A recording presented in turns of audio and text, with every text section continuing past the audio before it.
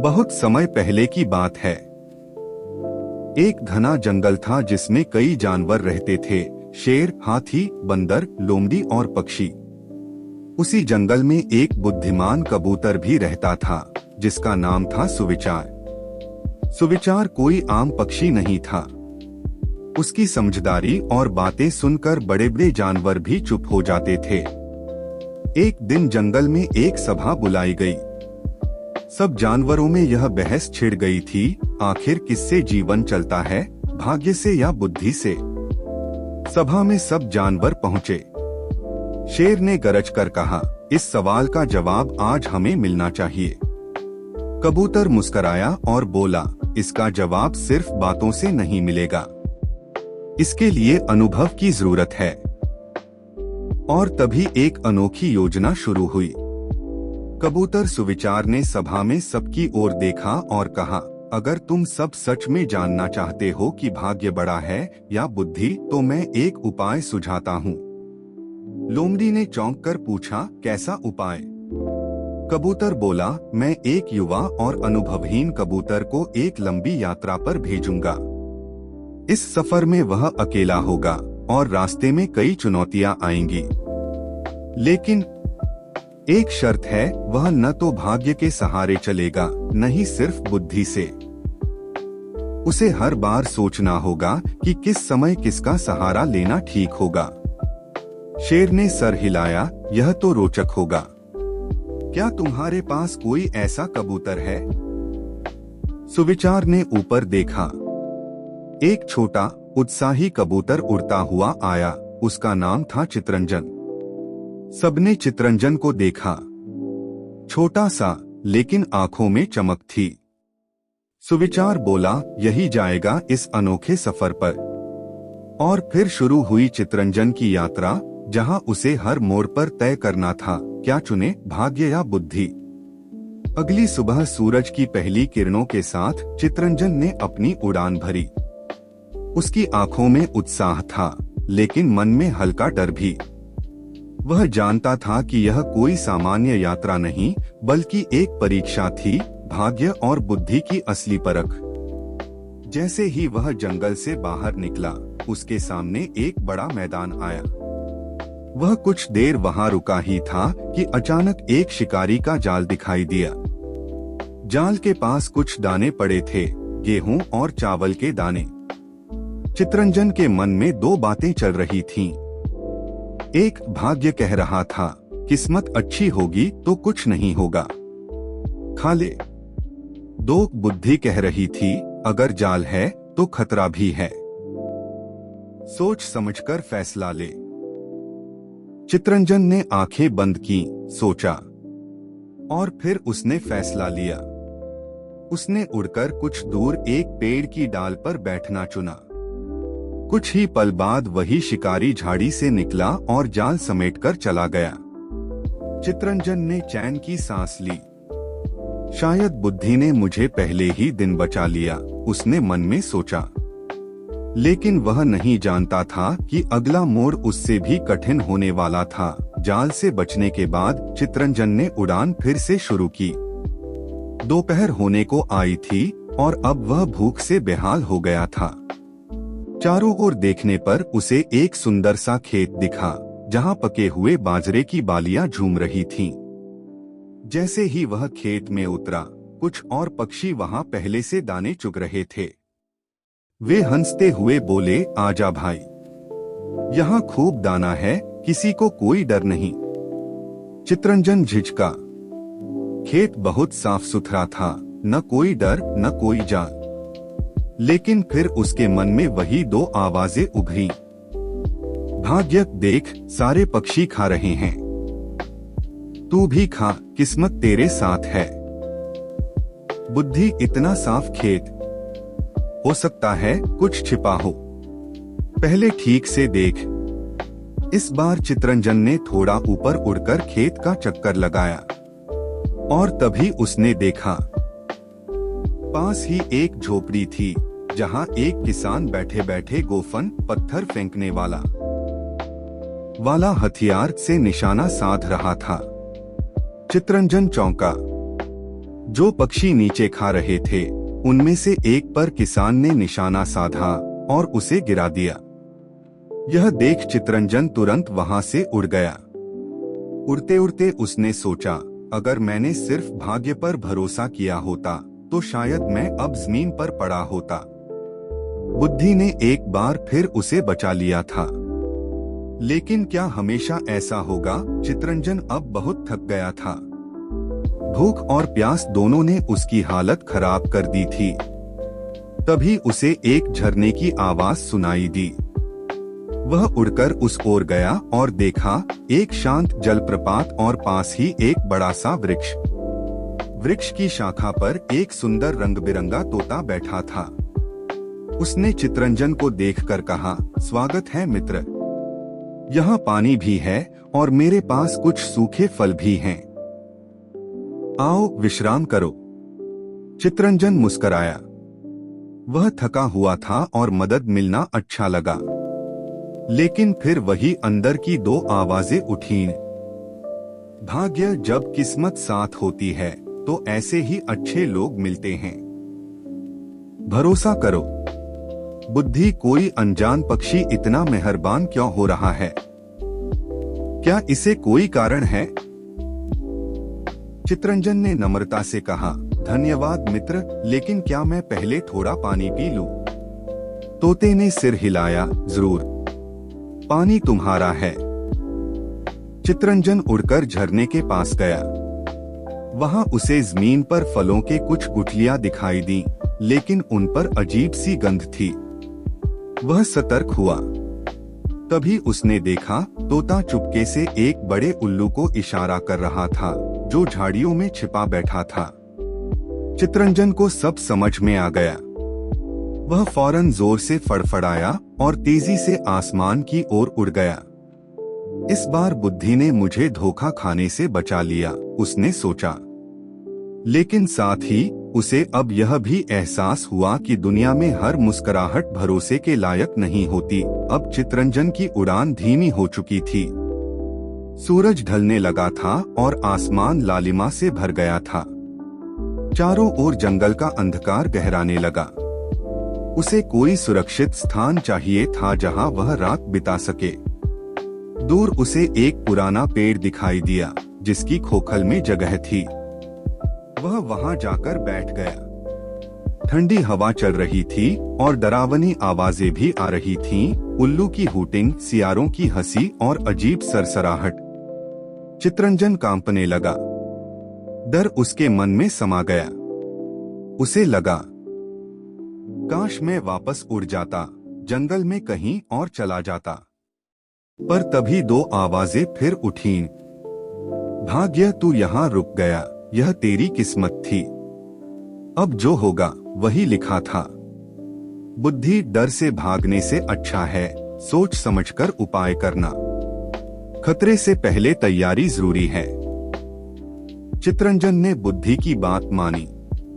वह खोखल से बाहर आया, पास की कुछ सूखी शाखाएं लाकर खोखल के मुहाने पर लगाईं ताकि कोई अंदर न आ सके।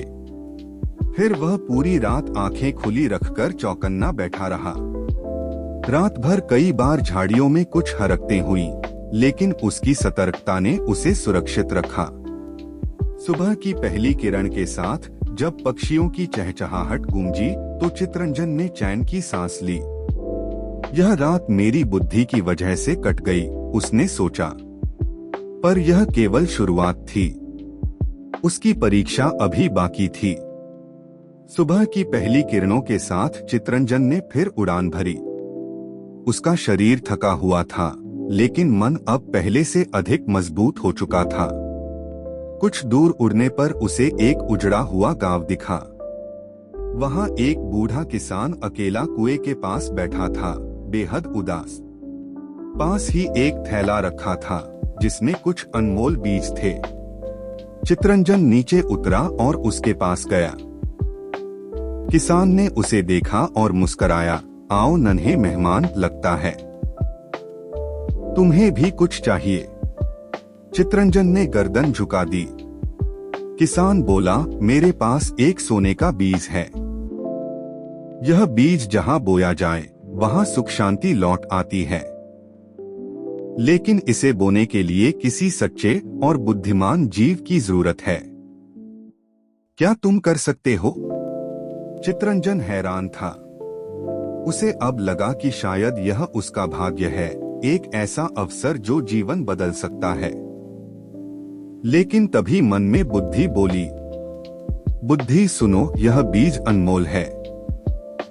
बिना सोचे समझे कुछ न करो, पहले किसान की बातों की सच्चाई परखो। चितरंजन ने ध्यान से देखा, किसान का चेहरा सच्चा लग रहा था। बीज की चमक और उसकी गर्माहट अलग ही थी। और सबसे बड़ी बात, वहाँ कोई छल या लालच नहीं था। चितरंजन ने बीज को चोंच में लिया और किसान के बताए अनुसार गांव के पुराने मंदिर के पास की जमीन में गिराया। कुछ ही पल बाद वहां से एक नई कोंपल फूट निकली और वातावरण में खुशबू फैल गई। किसान की आंखें भर आईं। तुमने सही किया पुत्र, उसने कहा। यह भाग्य नहीं, तुम्हारी बुद्धि और नियत का फल है। चितरंजन पहली बार समझा कि भाग्य अवसर दे सकता है, लेकिन उसे सही दिशा में ले जाना बुद्धि का काम होता है। सोने का बीज बोने के बाद चितरंजन उड़ने को ही था कि तभी आसमान में कई कबूतर दिखाई दिए। वे राजा पक्षीराज के दूत थे। उनमें से एक ने कहा, क्या तुम वही हो जिसने उजड़े गांव में चमत्कार किया?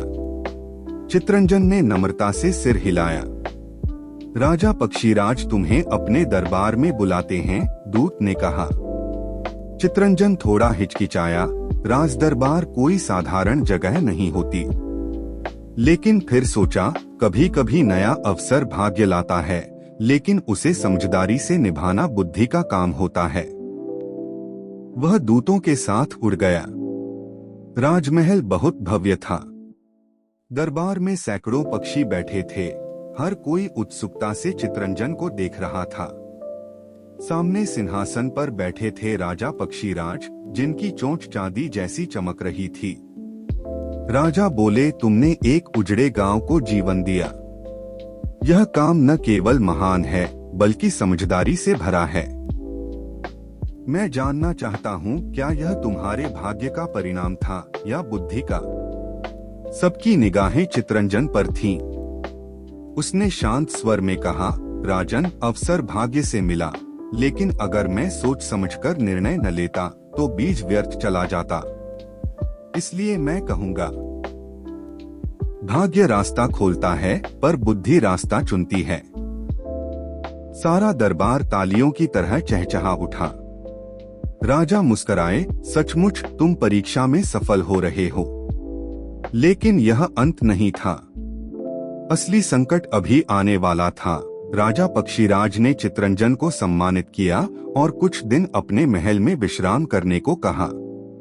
चितरंजन ने यह प्रस्ताव विनम्रता से स्वीकार किया, लेकिन वह निश्चिंत नहीं था।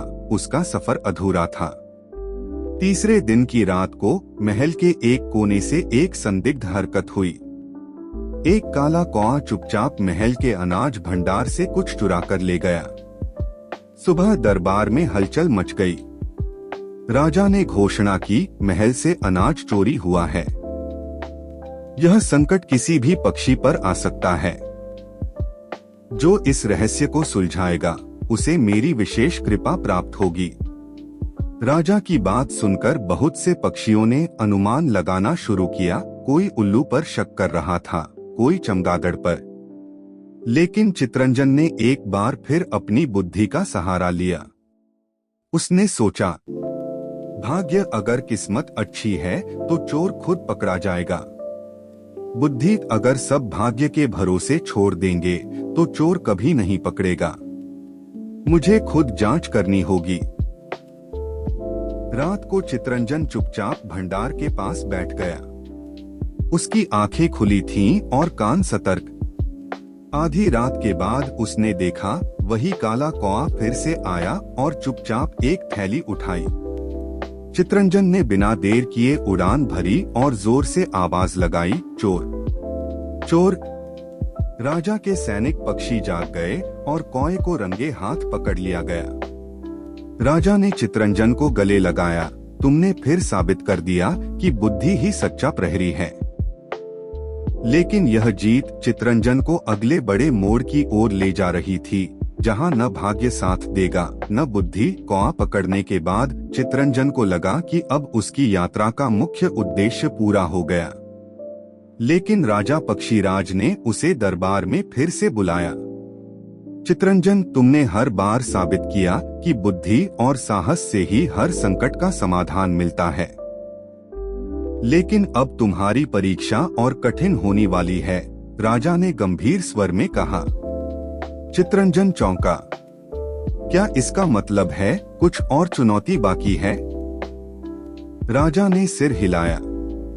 हमारे महल में एक खजाना छिपा हुआ है। यह खजाना बेशुमार सोने और रत्नों से भरा हुआ है।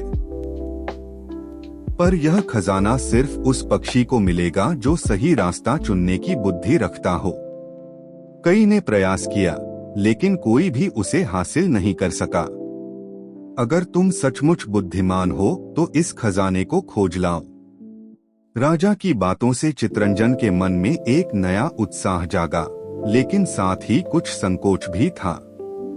क्या यह केवल एक और धोखा था? क्या यह सचमुच बुद्धि की परख थी या फिर एक जाल था? लेकिन चितरंजन ने फिर वही निर्णय लिया, उसे बुद्धि पर भरोसा करना होगा। मैं खजाना ढूंढने का प्रयास करूंगा, लेकिन मुझे केवल एक दिशा चाहिए। क्या खजाने का रास्ता मुझे अपनी सोच से मिलेगा या फिर बाहरी संकेतों से? चितरंजन ने पूछा। राजा मुस्कुराए। इसमें तुम्हें अपनी बुद्धि का ही सहारा लेना होगा, किसी बाहरी चीज का नहीं। इस बार चितरंजन ने खुद को पूरी तरह से तैयारी के लिए समर्पित कर दिया। वह महल के तहखाने में घुसा, जहां खजाने के बारे में कहा जाता था। वहां उसे अंधेरे और वीरान रास्ते दिखाई दिए, जिनमें कभी कभी दीवारों पर पुराने निशान या संकेत होते थे। जैसे जैसे वह आगे बढ़ा, हर मोड़ पर उसे चुनौतियां मिल रही थीं। प्यास, थकावट और भूख ने उसका सामना किया, लेकिन वह रुका नहीं। उसके मन में एक ही विचार था, बुद्धि से समाधान मिलेगा, किसी भी हालत में। अचानक उसे एक पंक्ति दीवार पर खुदी हुई मिली। जो दिखता है वह सच नहीं होता, जो सच्चा होता है वह दिखता नहीं। चितरंजन ने दीवार पर लिखा वाक्य फिर से पढ़ा। जो दिखता है वह सच नहीं होता, जो सच्चा होता है वह दिखता नहीं।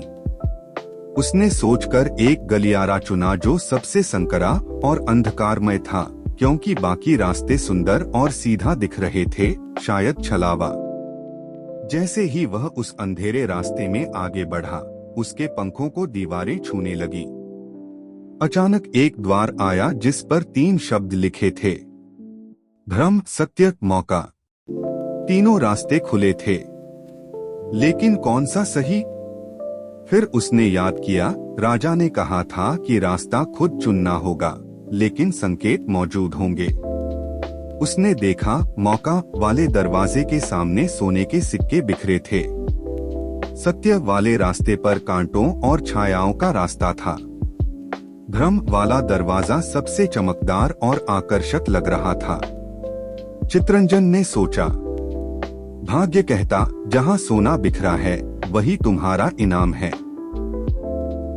बुद्धि कहती, सत्य कठिन होता है, लेकिन अंत में वही खजाने तक ले जाता है। उसने कांटों वाला सत्य का रास्ता चुना, लेकिन उसका मन डगमगाया नहीं। कुछ दूर जाने के बाद रास्ता एक गुफा में खुला, जहां एक बूढ़ा उल्लू बैठा था। उसने धीरे से कहा, बहुत समय बाद कोई सत्य के मार्ग पर आया है। बताओ, तुम क्या ढूंढ रहे हो? चितरंजन ने विनम्रता से उत्तर दिया, मैं उस खजाने की खोज में हूँ जो बुद्धिमान को मिलता है। उल्लू हंसा, तब तो एक अंतिम सवाल का उत्तर देना होगा। बोलो, यदि बुद्धि से रास्ता मिले और भाग्य बंद कर दे दरवाजा, तो क्या करोगे? चितरंजन थोड़ी देर चुप रहा, फिर बोला, मैं बुद्धि से खिड़की बना लूंगा। उल्लू मुस्कुराया। यही उत्तर था। जाओ, खजाना तुम्हारे सामने खुलेगा। गुफा की दीवारें हिलने लगीं और एक चमकदार द्वार प्रकट हुआ। चमकते द्वार के खुलते ही चित्रंजन की आंखें चौंधिया गईं। अंदर एक विशाल कक्ष था, जिसके केंद्र में एक नीली रोशनी में नहाया हुआ पत्थर रखा था। वह कोई साधारण पत्थर नहीं था, उस पर प्राचीन अक्षरों में कुछ खुदा हुआ था। यह खजाना उन्हें मिलता है जो बुद्धि से भाग्य का द्वार खोलते हैं। चित्रंजन ने पत्थर के चारों ओर उड़ते हुए ध्यान से देखा। चारों दिशाओं में अलग अलग प्रतीक बने थे, एक में अंधकार, एक में दीपक, एक में बंद द्वार और एक में खुला आकाश। उसने समझा, यह खजाना भौतिक नहीं बल्कि ज्ञान का प्रतीक है। वहीं एक आवाज आई, तुमने पहला द्वार पार किया है, आगे और भी परीक्षा बाकी है। चित्रंजन चौंका। यह कौन बोल रहा था? तभी आकाश की ओर बना प्रतीक चमकने लगा और एक अगला द्वार खुला। एक और अध्याय शुरू होने वाला था। चित्रंजन ने जैसे ही अगला द्वार पार किया, वह एक खुले आकाश में पहुंच गया। लेकिन यह कोई साधारण आकाश नहीं था। वहां न जमीन थी, न कोई दिशा, केवल हवा और उड़ान। अचानक एक आवाज गूंजी, यहाँ तुम्हारी उड़ान की बुद्धि का परीक्षण होगा। यदि दिशा न हो तो रास्ता कैसे तय करोगे? चित्रंजन ने देखा, दूर 4 रंगीन पंख हवा में तैर रहे थे, लाल, नीला, पीला और काला। हर पंख एक दिशा की ओर इशारा करता था, लेकिन न कोई नक्शा था, न संकेत। वह कुछ पल रुका, फिर बोला, जब दिशाएं छिन जाएं, तो दिल की दिशा सबसे सच्ची होती है। उसने अपनी आंखें बंद की और ध्यान लगाया। नीला पंख धीरे धीरे उसकी ओर खींचता चला आया। वह उसी दिशा में उड़ गया और जैसे ही वह उस रास्ते में बढ़ा, आकाश स्थिर होने लगा, दिशाएं स्पष्ट होने लगीं। फिर एक नीली सीढ़ी दिखाई दी जो आकाश से नीचे जमीन की ओर जाती थी। चित्रंजन धीरे धीरे नीली सीढ़ियों से नीचे उतरने लगा। हवा अब स्थिर थी, लेकिन नीचे जमीन नहीं दिख रही थी, केवल धुंध। हर कदम के साथ एक आवाज उसके मन में गूंजती, क्या तू बिना मंजिल देखे आगे बढ़ सकता है? उसका मन डगमगाया, लेकिन वह रुका नहीं। तभी एक सीढ़ी पर कदम रखते ही वह सीढ़ी गायब हो गई। चित्रंजन गिरते गिरते संभला और उड़कर वापस ऊपर आया। अब उसे समझ आया, सीढ़ियां हर किसी के लिए नहीं, केवल उन पथिकों के लिए बनती हैं जो विश्वास से चलते हैं। उसने फिर से उतरना शुरू किया, हर कदम सोच समझकर, लेकिन हिचकिचाए बिना। धीरे धीरे धुंध छंटने लगी। नीचे एक झील दिखाई दी, जिसके किनारे एक आईना रखा था, बहुत पुराना लेकिन चमकदार। आईने पर लिखा था, खजाने की अगली चाबी वो है जो तू खुद में देखता है। के पास पहुंचा और आईने के सामने खड़ा हो गया। जैसे ही उसने अपनी छवि देखी, आईना चमक उठा और धुंधला होने लगा। अब उसमें उसकी शक्ल नहीं, एक दृश्य दिखने लगा। एक छोटा कबूतर भूखा प्यासा एक पेड़ के नीचे बैठा है। उसके पास एक दाना गिरता है, लेकिन तभी एक और भूखा पक्षी वहां आता है। कबूतर दाना खुद खा सकता है, लेकिन वह उसे उस पक्षी को दे देता है जो और कमजोर है। फिर वही आवाज गूंजी, जब तुमने यह चुनाव किया था, तुमने बुद्धि को चुना था, क्योंकि बुद्धि केवल ज्ञान नहीं, करुणा भी होती है। चित्रंजन की आंखों में नमी आ गई। वह दृश्य उसका ही अतीत था, एक ऐसा पल जिसे वह भूल चुका था। आईना फिर चमका और एक चाबी प्रकट हुई। वह सुनहरी नहीं बल्कि साधारण लकड़ी की थी। उस पर लिखा था, जिसे तू साधारण समझे वही तुझे असाधारण तक ले जाएगा। चित्रंजन ने चाबी उठा ली। तभी एक और द्वार झील के बीचों बीच प्रकट हुआ। चित्रंजन ने लकड़ी की चाबी को देखा, साधारण, हल्की, लेकिन उसमें एक अलग गर्माहट थी। वह झील के ऊपर उड़कर उस द्वार तक पहुंचा जो झील के बीचों बीच पानी से बना था।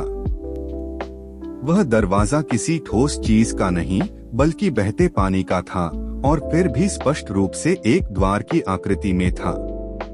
उसने मन ही मन सोचा, क्या पानी का दरवाजा कभी खुलता है या बस पार किया जाता है? जैसे ही उसने चाबी को उस पानी के दरवाजे की ओर बढ़ाया, पानी की धाराएं बंट गईं और एक सूखी राह बन गई। अब वह भीतर जा सकता था। अंदर अंधेरा था, लेकिन किसी कोने से धीमी रोशनी आ रही थी। वह धीरे धीरे भीतर गया। दीवारों पर चित्र बने थे, चिड़ियों के, इंसानों के, पेड़ों के और संघर्षों के।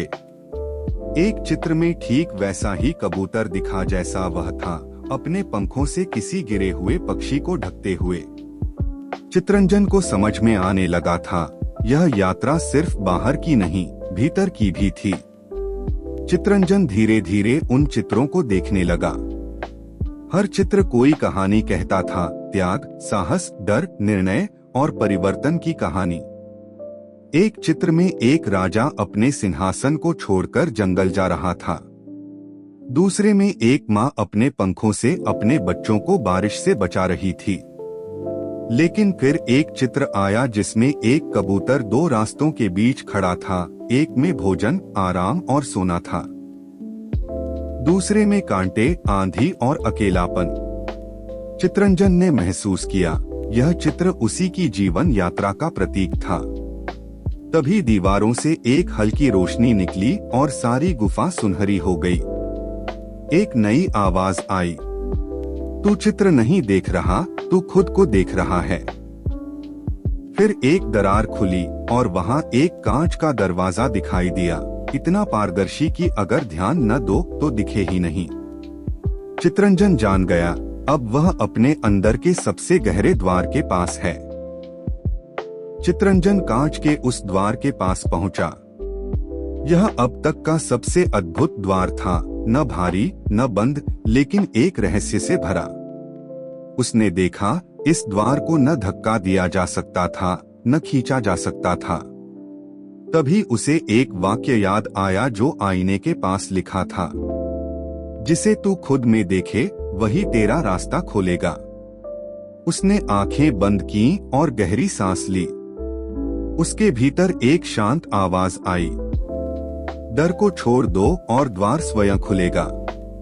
उसने जैसे ही भीतर के डर को स्वीकार किया, हार का, अकेलेपन का, असफलता का, द्वार धीरे धीरे खुलने लगा। जैसे वह भीतर गया, उसे लगा जैसे वह अपने ही हृदय के भीतर प्रवेश कर रहा हो। अंदर केवल एक चीज थी, एक बीज, छोटा, साधारण, लेकिन ऊर्जा से भरा। बल्कि उन्हें जीवन के मूल्य, करुणा और दूसरों के प्रति सम्मान भी सिखाया जा रहा था। महिलाओं को अब आर्थिक स्वतंत्रता मिल चुकी थी और वे अब गांव के विकास में सक्रिय रूप से भाग ले रही थीं। चित्रंजन ने देखा कि वह जो संदेश लेकर आया था, वह अब हर घर, हर दिल में समा चुका था। यह केवल एक गांव नहीं था, बल्कि यह एक ऐसा समाज बन चुका था जहां सभी के बीच सामूहिक सहकारिता, प्रेम और समझ का वातावरण था। वह जानता था कि यह केवल एक शुरुआत थी। अब उसकी यात्रा का एक नया मोड़ था। उसने तय किया कि वह अब इस प्रेरणा को और भी दूर दूर तक फैलाएगा, ताकि हर जगह ऐसे ही समाज उभर सकें, जहां लोग एक दूसरे के लिए जीते हैं, न कि सिर्फ खुद के लिए। कहानी समाप्त हुई।